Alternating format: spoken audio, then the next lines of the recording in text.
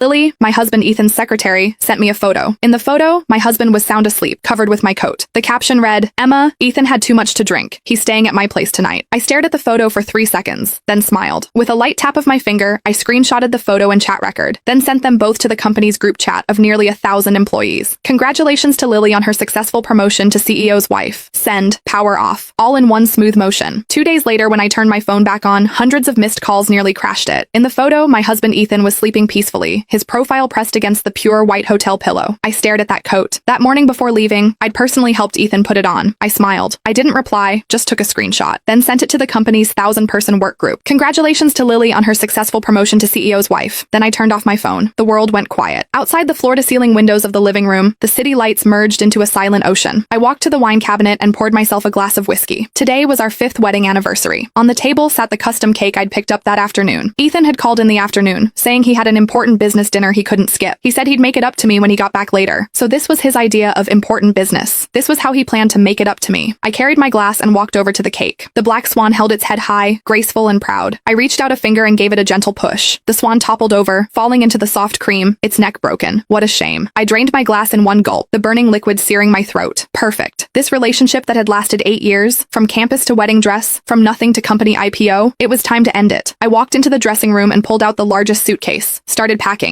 Mine, I'd take everything. His, I'd leave nothing. Including those matching couple outfits we'd bought together, the expensive jewelry he'd given me, all those mementos symbolizing every bit of our past. One by one, I took them out and threw them into the trash bags beside me, like I was doing a complete decluttering. Throughout this process, my heart remained completely calm. No tears, no angry screaming. Like a surgeon performing an incredibly composed operation on herself, cutting away the necrotic tissue. Though it would hurt, it had to be done. 2 hours later, the suitcase was full. 3 large trash bags were piled beside it. The 24-hour moving company I'd booked arrived promptly at 3 a.m. The workers silently and efficiently loaded my things onto the truck. I took one last look at this home I'd personally decorated. On the wall hung our wedding photo. In it, I was smiling blissfully. In it, Ethan's eyes were so tender they could drip water. I walked over and took the photo down. Then, I let go. Crash. The glass frame shattered across the floor. I said to the movers, "Let's go." The vehicle pulled out of the complex and merged into the city traffic. I didn't look back. My new place was an apartment I'd bought several months ago, keeping it empty all this time. I told myself a woman always needs to leave herself an exit. Now it seemed that decision was incredibly correct. By the time I'd settled my luggage, dawn was breaking. I took a hot shower, changed into clean pajamas, and lay down on the unfamiliar bed, not the slightest bit sleepy. My mind began replaying the entire incident. Lily, Ethan's secretary, hired a year and a half ago. Young, beautiful, elite university graduate, outstanding abilities. That was how everyone in the company described her. When I'd come to the office to bring Ethan lunch, she'd eagerly approach me, sweetly calling me Emma. She'd thoughtfully remember my preferences, brewing my favorite tea before I arrived.